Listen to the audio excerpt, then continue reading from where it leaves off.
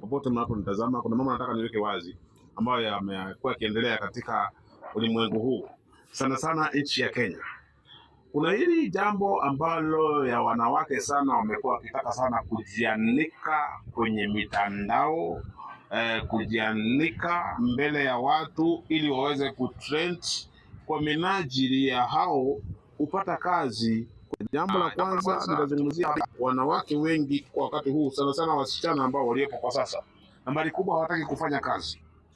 Siku hizi wengi wanataka kujianika kwenye mitandao pale, kama hawana nguo, wakiwa uchi, wakifanya mambo ambayo haeleweki tu, kusudi kidogo tu ya kwamba wanataka kutrend, na hiyo kutrend wapate sifa, na ili kwamba waweze kupata kuchukuliwa na makampuni kwa kuadvertise vitu vya makampuni, na ni mambo ambayo yameendelea sana katika nchi ya Kenya.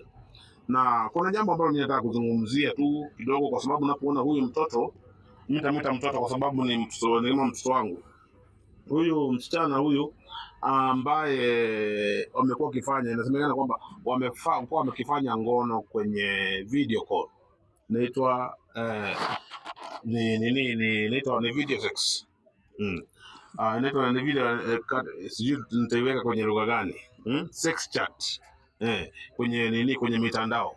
So na unakuta kwamba wasichana wengi sana wamekuwa na hiyo roho hiyo ya kufanya sex kwenye mitandao kwa nia tu ya kulipwa hela, ya kwamba mwanaume anakuambia toa nguo zako, kisha sasa nao na mwanaume pia anatoa nguo zake, sasa nao mnaanza kufanya mambo ya ya sex chat, kwamba kama ni mwanamke anachukua vidole anaingiza kwa sehemu ya siri, na mwanaume pia naye anaguzaguza sehemu ya kwake.